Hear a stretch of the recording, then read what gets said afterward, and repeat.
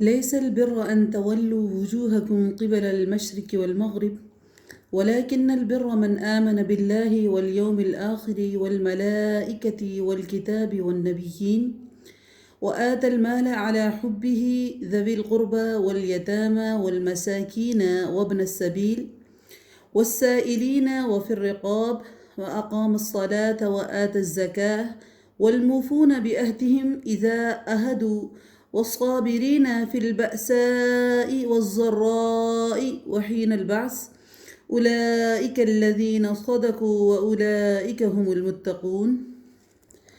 اللہ رب العزت فرما رہے ہیں کہ مشرق اور مغرب کی طرف منہ کرنے میں ہی ساری اچھائی نہیں ہے، بلکہ اصل میں اچھا انسان وہ ہے جو اللہ پر ایمان لے کر آئے، قیامت کے دن پر، فرشتوں پر، کتاب اللہ پر، نبیوں پر ایمان رکھنے والا ہو، جو مال سے محبت کرنے کے باوجود قرابت داروں، یتیموں، مسکینوں، مسافروں اور سوال کرنے والوں کو دے، غلاموں کو آزاد کرے، نماز کی پابندی اور زکوٰۃ کی ادائیگی کرے، جب وعدہ کرے تو وعدہ پورا کرے، تنگ دستی، دکھ درد اور لڑائی کے وقت صبر کرے، یہی لوگ سچے ہیں اور یہی پرہیزگار ہیں۔ یہ آیت تحویل قبلہ کی صورت میں نازل ہوئی کہ ایک تو یہودی اپنے قبلے کو جو بیت المقدس کا مغربی حصہ ہے اور نصارہ اپنے قبلے کو جو بیت المقدس کا مشرقی حصہ ہے بڑی اہمیت دے رہے تھے اور اس پر فخر کر رہے تھے۔ دوسری طرف مسلمانوں کی تحویل قبلہ پر بھی باتیں ہو رہی تھی کہ مسلمانوں کا شاید قبلہ چینج ہو جائے، جس سے بعض مسلمان کافی پریشان تھے۔ اللہ رب العزت نے فرمایا کہ مشرق اور مغرب کی طرف رخ کر لینا کوئی نیکی نہیں ہے، بلکہ یہ تو مرکزیت ہے، جامعیت ہے، اجتماعیت کے حصول کا ایک طریقہ ہے۔ اصل نیکی تو ان کا عقیدہ ہے، وہ جو اللہ پر ایمان رکھنا، جو اللہ نے بیان فرمائے ہیں، ان اعمال کو، ان اخلاق کو اپنانا جس کی اللہ نے تاکید کی ہے۔ پھر اس کے آگے ان کے عقائد اور اعمال کا بیان ہے کہ اعمال کیسے ہونے چاہیے، ان کا اللہ پر ایمان ہونا چاہیے، اپنی صفات اور ذات میں جو یکتا ہے، تمام عیوب سے جو پاک ہے، اور اللہ رب العزت کی ہر چیز کے اوپر جو ایمان، یعنی فرشتوں کے اوپر ایمان، کتابوں کے اوپر ایمان، قیامت کے دن کے اوپر ایمان، غریبوں کی بھلائی کرنا چاہیے، یہ والے معاملات کرنے چاہیے، مسافروں کے اوپر خرچ کرنا چاہیے، نماز قائم کرنی چاہیے، زکوٰۃ ادا کرنی چاہیے، اپنے وعدے کو پورا کرنا چاہیے۔ تو اللہ رب العزت کہتے ہیں یہ والے جو معاملات سارے بتائے گئے ہیں یہ نیکی ہے۔ تم اس کو نیکی نہ سمجھو کہ تم اس قبلے پر پہلے تھے تو شاید تم نیکی پر تھے، یا وہ ہیں تو وہ نیکی پر تھے، نہیں۔ بات یہ ہے کہ اللہ نے جو حکم دیا اس کو مانا۔ پہلے اللہ نے وہ قبلہ بنایا تھا، اس کی طرف منہ کر کے نماز پڑھی، بعد میں اللہ نے یہ قبلہ بنایا، تو اس سے اللہ کی اطاعت، فرما برداری اور یکسوئی ملتی ہے انسان کو۔ تو اللہ رب العزت اس میں ان چیزوں کو واضح کر رہے ہیں۔ اللہ رب العزت آگے فرما رہے ہیں یا ایھا الذین آمنوا کتب علیکم القصاص فی القتل الحر بالحر والعبد بالعبد والأنثى بالأنثى فمن عفي له من أخيه شيء فاتباع بالمعروف وأداء إليه بإحسان ذلك تخفيف من ربكم والرحمة فمن اعتدى بعد ذلك فله عذاب أليم۔ یہاں اللہ رب العزت قصاص کے بارے میں بات کر رہے ہیں کہ ایمان والو، تم پر اپنے مقتولوں کا قصاص لینا فرض کیا گیا ہے، آزاد کے بدلے آزاد، یعنی اگر کوئی آزاد کو قتل کرتا ہے تو اس کے بدلے آزاد کو ہی قتل کیا جائے گا، غلام کے بدلے غلام، عورت کے بدلے عورت۔ ہاں، جس میں کسی کو اس کے بھائی کی طرف سے کچھ معافی دی جائے اور اسے بھلائی کی اتباع کرنی چاہیے اور آسانی کے ساتھ دیت ادا کرنی چاہیے، یہ تخفیف تمہارے رب کی طرف سے ہے اور یہ رحمت ہے۔ اس کے بعد بھی جو سرکشی کرے گا اس کے لیے دردناک عذاب ہے۔ معافی کی دو صورتیں ہیں، ایک بغیر معاوضہ کے یعنی دیت لیے بغیر محض اللہ کی رضا کے لیے معاف کر دینا، دوسری ہے قصاص کی بجائے دیت قبول کر لینا۔ اگر دوسری صورت اختیار کی جائے تو کہا جا رہا ہے کہ طالب دیت بھلائی کا ہی پیروی کرے، یعنی کہا جا رہا ہے کہ قاتل کو تنگ نہیں کیا جائے، جو آسانی سے وہ دے سکتا ہو اچھے طریقے سے دیت کو ادا کرے، اور اولیاء مقتول نے اس کی جان بخشی کر اس پر جو احسان کیا ہے اس کا بدلہ ہی احسان کے ساتھ دے۔ یہ نہیں کہ آج انہوں نے اس کو معاف کر دیا ہے تو کل پھر وہ ان کے لیے کوئی برا سوچے یا ان کے لیے ان کا کوئی نقصان کرے۔ تو اللہ رب العزت نے ان دونوں صورتوں کو یہاں پر واضح کیا ہے۔ وَلَكُمْ فِي الْقِصَاصِ حَيَاةٌ يَا أُولِي الْأَلْبَابِ لَعَلَّكُمْ تَتَّقُونَ۔ اللہ رب العزت کہہ رہے ہیں کہ یہ جو قصاص کا میں نے رکھا ہوا ہے، کہ میں نے کہا ہے کہ قصاص میں ہی تمہارے لیے جو میں نے فرض کر دیا ہے اس میں تمہاری زندگی ہے۔ اللہ فرما رہے عقل مندو، قصاص میں تمہارے لیے زندگی ہے، یعنی اس کا کیا ہوگا کہ اس کے باعث تم ناحق قتل کرنے سے رک جاؤ گے۔ لعلکم تتقون، تاکہ تم بچو یا پرہیزگاری اختیار کرو. کتب علیکم اذا حضر احدکم الموت ان ترک خیرا الوصیۃ للوالدین والاقربین بالمعروف حقا علی المتقین فمن بدله بعدما سمعه فانما اثمه علی الذین یبدلونہ ان اللہ سمیع علیم. تم پر فرض کر دیا گیا ہے کہ جب تم میں سے کوئی مرنے لگے اور مال چھوڑ جاتا ہو تو اپنے ماں باپ اور قرابت داروں کے لیے اچھائی کے ساتھ وصیت کرے. پرہیزگاروں پر یہ حق اور ثابت ہے. فمن بدلہ بعد ما سمعہ، ہاں جو شخص اسے سننے کے بعد بدل دے تو اس کا گناہ اسی کے اوپر ہے جو اس کو بدلتا ہے، اور واقعی اللہ تعالیٰ سننے والا اور جاننے والا ہے. یعنی کہ اللہ رب العزت کسی مرنے والے کو کہہ رہے ہیں کہ تم اپنا جو وصیت کر کے جاؤ، یہ تم اچھی وصیت کر جاؤ تو بہت بہتر بات ہے. اور اس کے بعد جن کے سامنے وہ وصیت کی گئی ہے مال کے بارے میں، کسی چیز کے بارے میں، ان کے اوپر لازم ہے کہ اس کو بدلے نہیں. اگر وہ اس کو بدل دیں تو اس کا گناہ مرنے والے پر نہیں ہے بلکہ ان لوگوں کے اوپر ہے جنہوں نے وصیت کو بدل دیا. اللہ تعالیٰ بے شک سننے والا اور جاننے والا ہے. فمن خاف من موص جنفا او اثما فاصلح بینہم فلا اثم علیہ ان اللہ غفور رحیم. ہاں جو شخص وصیت کرنے والے کی جانبداری یا گناہ کی وصیت کر دینے سے ڈرے پس وہ ان میں آپس میں اصلاح کرا دے تو اس میں کوئی گناہ نہیں. اللہ تعالیٰ بخشنے والا رحم کرنے والا ہے. جنفن مطلب مائل ہونا ہے، یعنی کہ بھول کر یا غلطی سے کسی ایک رشتہ دار کی طرف زیادہ مائل ہو جانا اور دوسرے کی حق تلفی کر دینا. اور اسمن سے مراد ہے کہ جان بوجھ کر ایسا کرنا. اب کوئی ایسا شخص جو ایسی وصیت کر جائے جو گناہ کے اوپر ہو اور اس سے دوسروں کو نقصان ہو رہا ہو، تو جس کے سامنے وصیت کی گئی ہے تو اگر وہ اس کو لوگوں کی خیر خواہی کے لیے اس میں کچھ تبدیلی کر دیتا ہے تو اس کے اوپر کوئی گناہ نہیں ہے. لیکن اگر کسی کی حق تلفی کر کر دوسرے کو زیادہ دینے کی کوشش کرتا ہے تو پھر اس کا گناہ جو ہے اسی کے ذمہ ہے، کل کو وہ اس کا جواب دہ ہوگا. لیکن اگر کسی کی بھلائی کے لیے، لوگوں کی اصلاح کے لیے اگر وہ اس میں کچھ تبدیلی کر دیتا ہے تو اللہ رب العزت نے اس کے لیے کوئی پکڑ نہیں رکھی. بے شک اللہ تعالیٰ بخشنے والا اور مہربان ہے. یا ایھا الذین آمنوا کتب علیکم الصیام کما کتب علی الذین من قبلکم لعلکم تتقون. اب یہاں پر رمضان کی فرضیت کے بارے میں اللہ رب العزت فرما رہے ہیں کہ ایمان والو تم پر روزے رکھنا فرض کیا گیا ہے جس طرح تم سے پہلے لوگوں پر فرض کیے گئے تھے. لعلکم تتقون، تاکہ تم تقوی اختیار کرو. صیام صوم سے نکلا ہے جس کے معنی ہے صبح صادق سے لے کر غروب آفتاب تک کھانے پینے اور بیوی سے ہم بستری کرنے اور اللہ کی رضا کے لیے رکے رہنا. یہ چونکہ نفس کی طہارت اور تزکیہ کے لیے بہت اہم ہے، اس لیے اسے تم سے پہلی امتوں پر بھی فرض کیا گیا تھا. اور اس کا سب سے بڑا مقصد تقوی کا حصول ہے، اور تقوی انسان کے اخلاق کردار کو سنوارنے پر بنیادی کردار ادا کرتا ہے. آگے اللہ رب العزت اس کے بارے میں وضاحت کر رہے ہیں. اللہ رب العزت فرما رہے ہیں ایام معدودات فمن كان منكم مريضا او على سفر فعدة من ايام اخر وعلى الذين يطيقونه فدية طعام مسكين فمن تطوع خيرا فهو خير له وَأَن تَصُومُوا خَيْرٌ لَكُمْ إِن كُنتُمْ تَعْلَمُونَ. کہ یہ جو روزے ہیں یہ گنتی کے چند دن ہیں، کوئی ہمیشہ نہیں رہتے. ایام معدودات ہیں، چند گنتی کے دن ہیں، گنتے گنتے پتہ ہی نہیں لگتا اور رمضان مکمل ہو جاتا ہے. لیکن اس کے باوجود بھی اگر تم میں جو مریض ہو، سفر میں ہو، تو وہ ان دنوں کی گنتی بعد میں پوری کر لے، اور اس کی طاقت رکھنے والے جو ہیں وہ اس کے فدیہ میں ایک مسکین کو کھانا دے.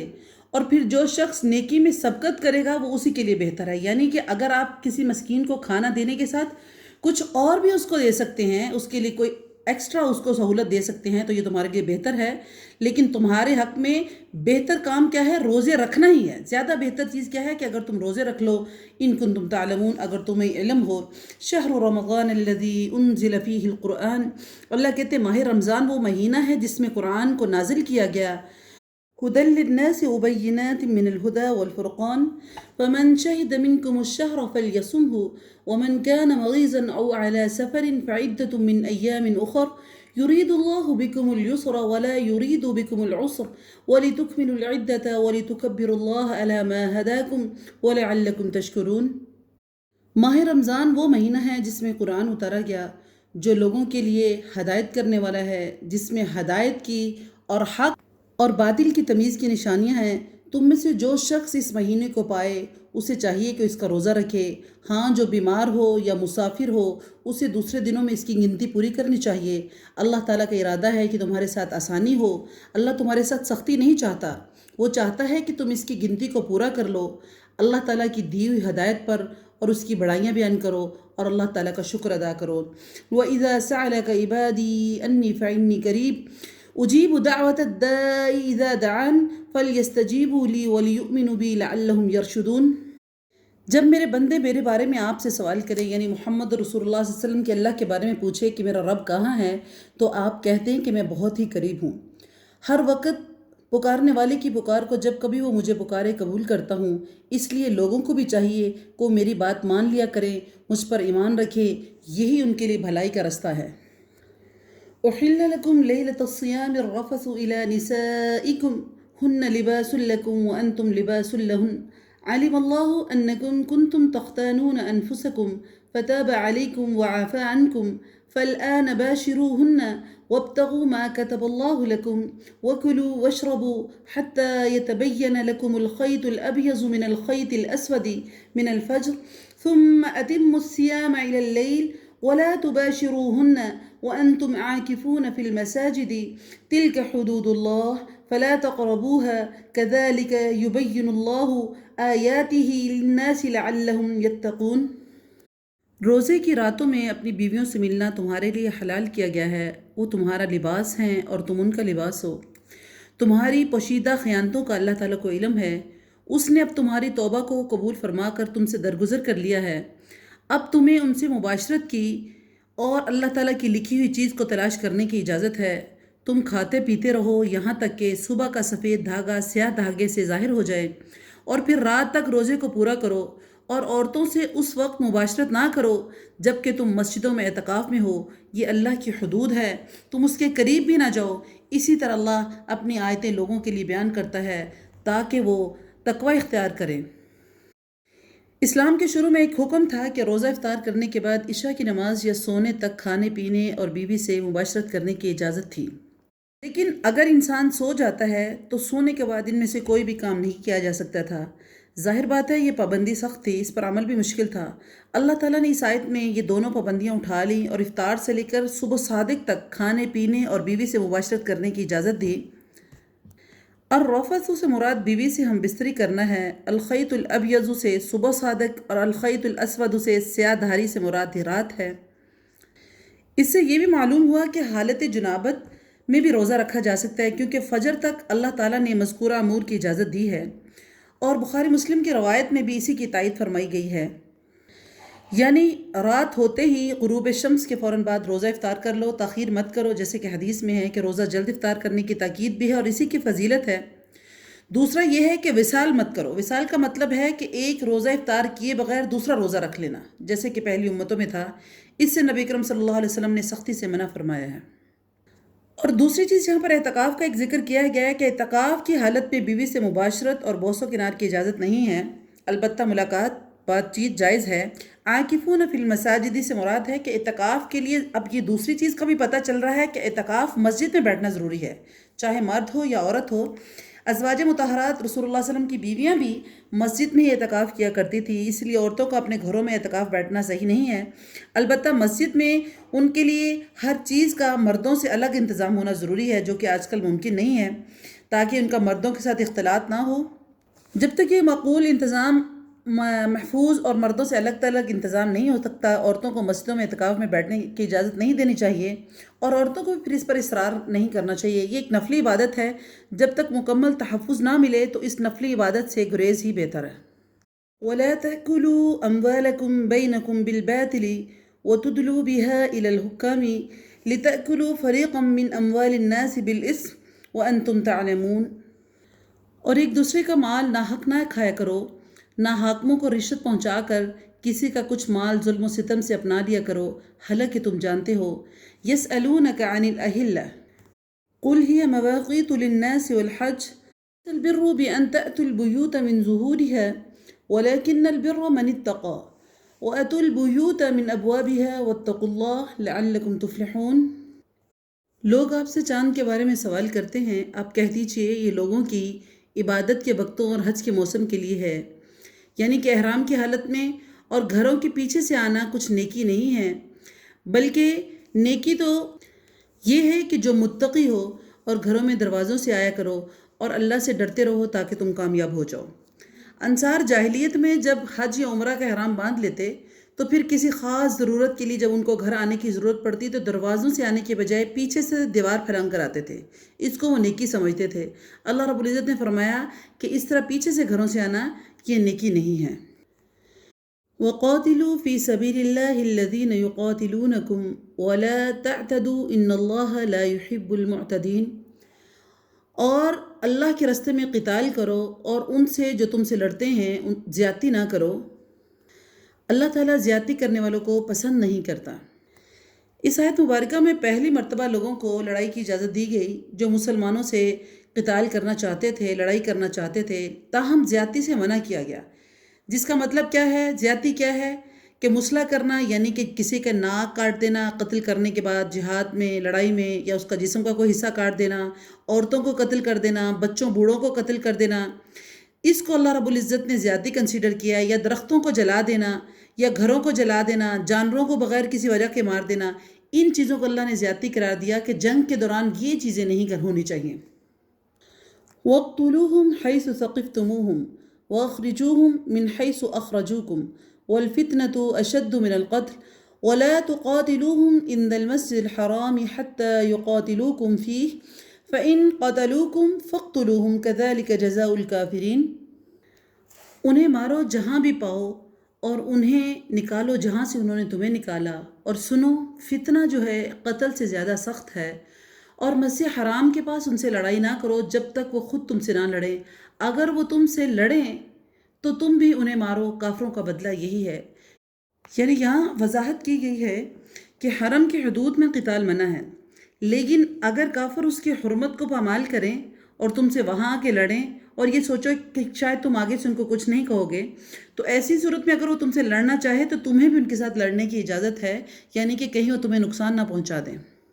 فَإِنِ انْتَهَوْا فَإِنَّ اللَّهَ غَفُورٌ رَحِيمٌ وَقَاتِلُوهُمْ حَتَّى لَا تَكُونَ فِتْنَةٌ وَيَكُونَ الدِّينُ لِلَّهِ فَإِنِ انْتَهَوْا فَلَا عُدْوَانَ إِلَّا عَلَى الظَّالِمِينَ، لیکن اگر یہ باز آ جائیں تو اللہ تعالیٰ بخشنے والا اور مہربان ہے، ان سے لڑو جب تک کہ فتنہ مٹ نہ جائے اور اللہ تعالیٰ کا دین غالب نہ آ جائے، اگر یہ رک جائیں تو تم بھی رک جاؤ، یعنی زیادتی نہ کرو، کیونکہ زیادتی تو صرف ظالموں پر ہی ہے۔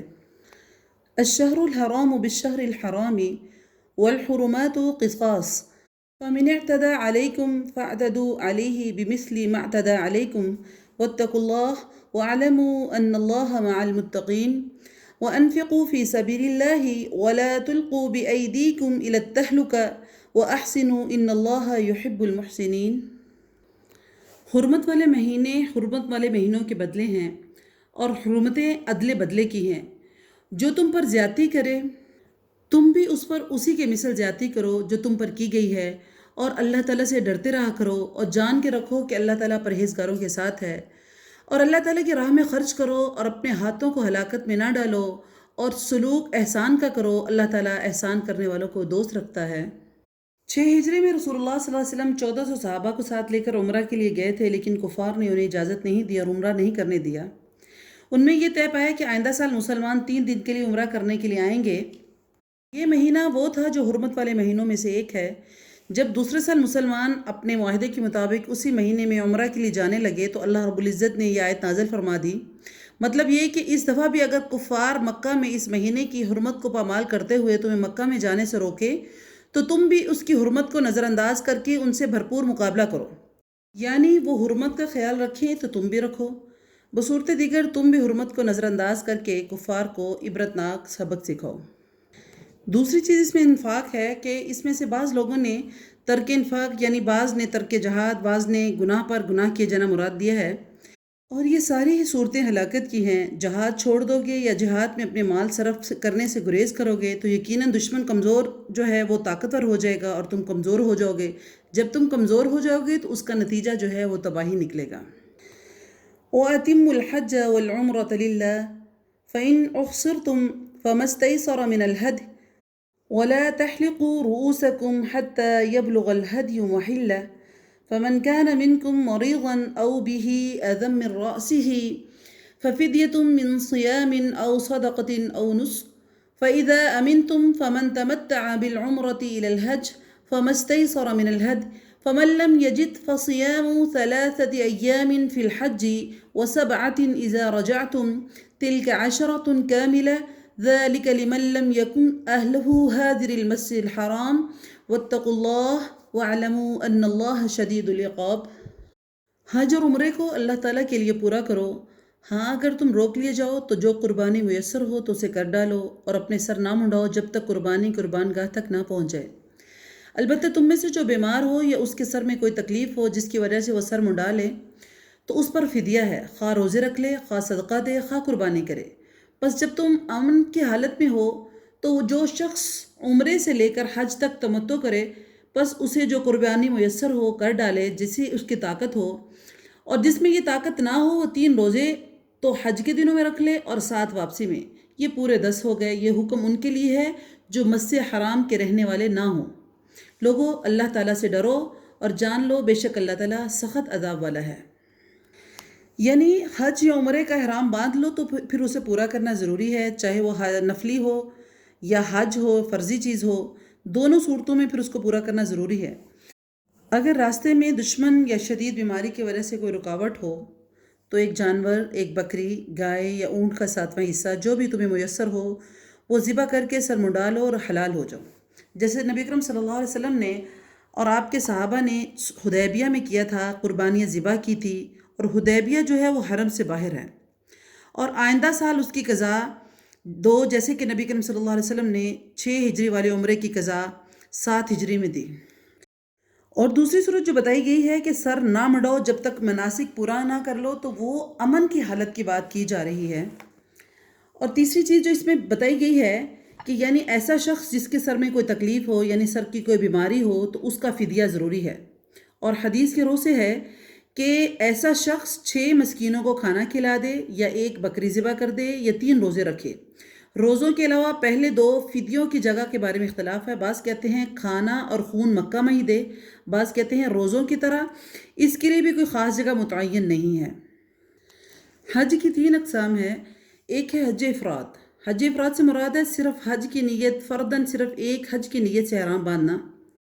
دوسری حج ہے حج قران۔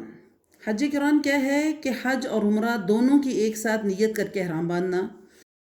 ان دونوں صورتوں میں تمام مناسک حج کی ادائیگی سے پہلے احرام کھولنا جائز نہیں ہے۔ تیسری حج تمتع، اس میں بھی حج اور عمرہ دونوں کی نیت ہوتی ہے، لیکن پہلے صرف عمرہ کی نیت سے احرام باندھا جاتا ہے اور عمرہ کر کے پھر احرام کھول دیا جاتا ہے۔ پھر 8 ذو الحج کو دوبارہ مکہ سے ہی دوبارہ احرام باندھا جاتا ہے۔ تمتع کے معنی فائدہ اٹھانے کے ہے، گویا درمیان میں احرام کھول کر فائدہ اٹھا لیا جاتا ہے۔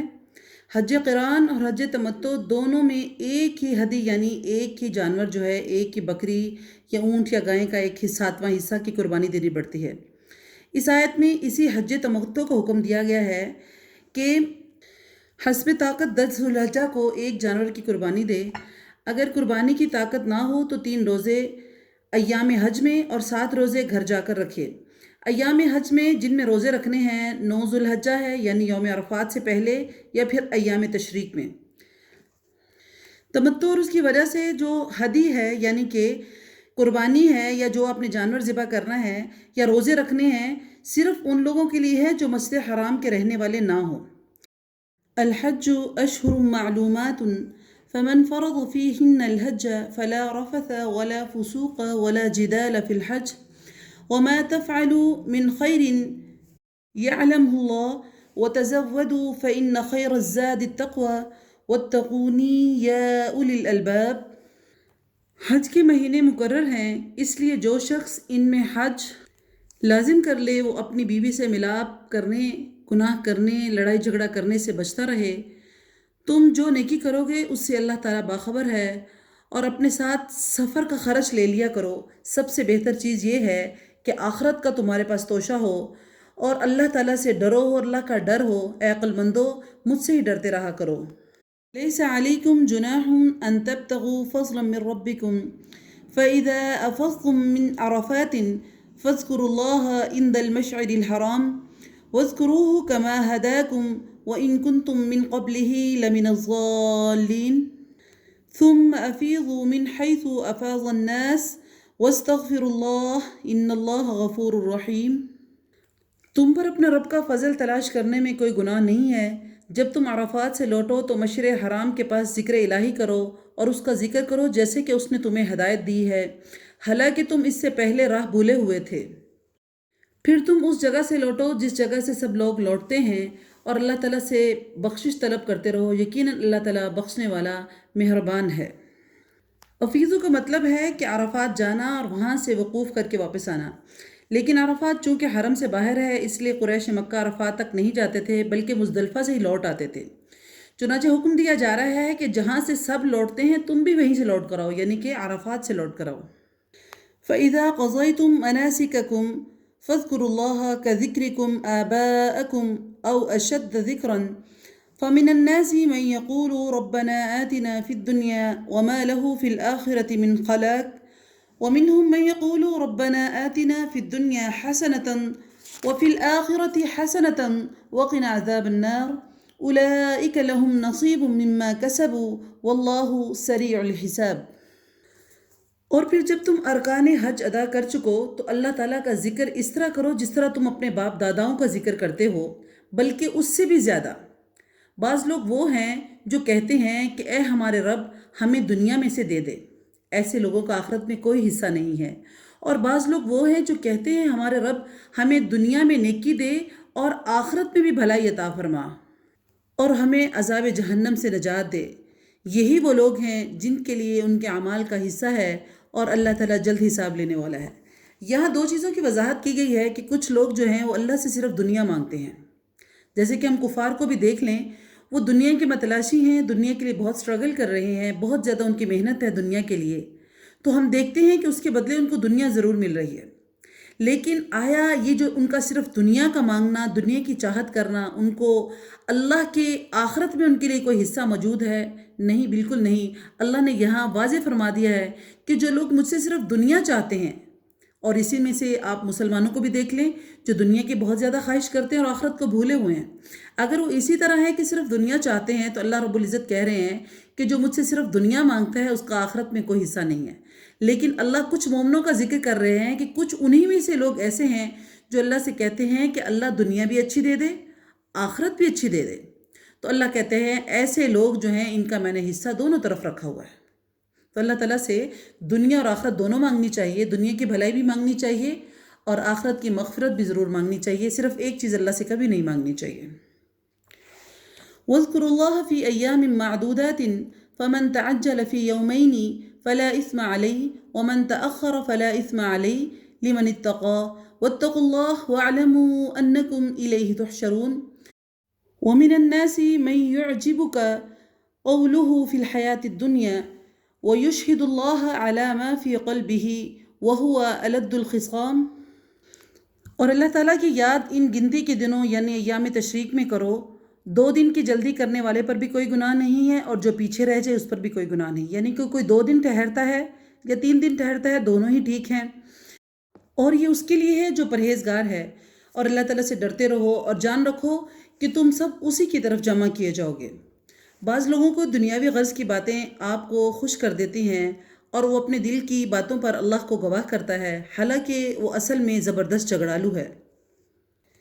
اس سے مراد منافقین اور متکبرین ہیں جن میں یہ صفات پائی جاتی ہیں کہ وہ جھگڑا کرتے تھے اور اپنے آپ کو سمجھتے تھے کہ ہم جو ہیں یہ کام کر رہے ہیں اور اللہ کے رسول صلی اللہ علیہ وسلم کے سامنے پیش کرتے تھے تو اللہ کے رسول صلی اللہ علیہ وسلم ان کی باتیں سن کر خوش ہوتے تھے کہ شاید یہ صحیح صورتحال ہے، لیکن اصل میں وہ منافقین تھے، متکبرین تھے۔ تو اللہ رب العزت نے ان کے بارے میں کہا ہے کہ بعض لوگوں کی باتیں آپ کو خوش کر دیتی ہیں اور وہ اپنے دل کی باتوں پر اللہ کو گواہ کرتا ہے، حالانکہ اصل میں وہ کیا ہے، خود جھگڑالو ہے اور وہ سمجھتا ہے کہ میں بالکل صحیح بات کر رہا ہوں۔ وَإِذَا تَوَلَّى سَعَىٰ فِي الْأَرْضِ لِيُفْسِدَ فِيهَا وَيُهْلِكَ الْحَرْثَ وَالنَّسْلَ وَاللَّهُ لَا يُحِبُّ الْفَسَادَ وَإِذَا قِيلَ لَهُ اتَّقِ اللَّهَ أَخَذَتْهُ الْعِزَّةُ بِالْإِثْمِ فَحَسْبُهُ جَهَنَّمُ وَلَبِئْسَ الْمِهَادُ وَمِنَ النَّاسِ مَن يَشْرِي نَفْسَهُ ابْتِغَاءَ مَرْضَاتِ اللَّهِ واللہ رعوف بالعباد۔ جب وہ لوٹ کر جاتا ہے تو زمین میں فساد پھیلانے کی اور کھیتی اور نسل کی بربادی کی کوشش میں لگا رہتا ہے، اور اللہ تعالیٰ فساد کو ناپسند کرتا ہے۔ اور جب اسے کہا جائے کہ اللہ سے ڈرو تو تکبر اور تعصب سے اسے گناہ پر آمادہ ہو جاتا ہے اور گناہ کر دیتا ہے۔ ایسے کے لیے بس جہنم ہی ہے، اور یقیناً وہ بدترین جگہ ہے۔ اور بعض لوگ وہ بھی ہیں جو اللہ تعالیٰ کی رضامندی کی طلب میں اپنی جان تک بیچ ڈالتے ہیں، اور اللہ تعالیٰ اپنے بندوں پر بڑی مہربانی کرنے والا ہے۔ کہتے ہیں یہ آیت حضرت صہیب رومی کے بارے میں نازل ہوئی۔ جب وہ ہجرت کرنے لگے تو کافروں نے کہا یہ سارا مال سب کا یہاں کا کمایا ہوا ہے، ہم تمہیں ساتھ نہیں لے جانے دیں گے۔ حضرت صہیب نے سارا مال ان کے حوالے کر دیا اور اپنا صرف دین بچا کر اللہ کے رسول کی خدمت میں پیش ہو گئے۔ آپ صلی اللہ علیہ وسلم نے پوچھا کہ صہیب کیا لے کر آئے ہو؟ تو صہیب رضی اللہ تعالیٰ عنہ نے کہا یا رسول اللہ اپنا صرف دین بچا کر آیا ہوں۔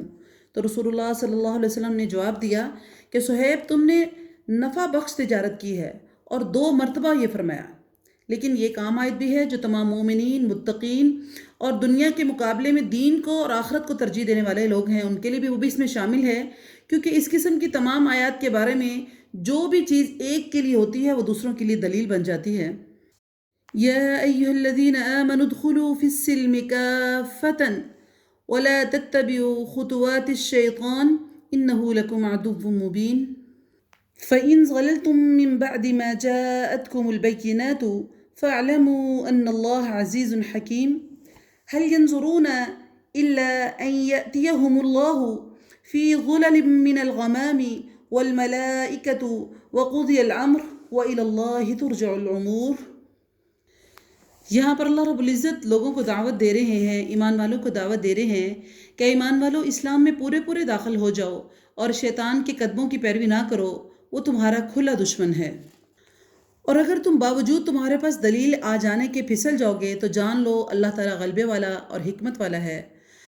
کیا لوگوں کو اس بات کا انتظار ہے کہ ان کے پاس خود اللہ تعالیٰ ابر کے سائبانوں میں آ جائے اور فرشتے بھی اور کام انتہا تک پہنچا دیا جائے؟ اللہ کی طرف تمام کام لوٹائے جاتے ہیں۔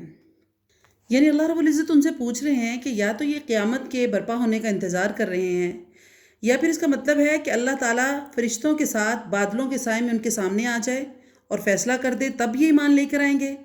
لیکن ایسا قبول اسلام جو ہے وہ قابل قبول نہیں ہے، اس لیے قبول اسلام میں تاخیر نہیں کرنی چاہیے۔ جس وقت اسلام کی تعلیمات ہمیں سمجھ آ جانی چاہیے، فوراً اس کو قبول کر کے اپنی آخرت کو سنوار لینا چاہیے۔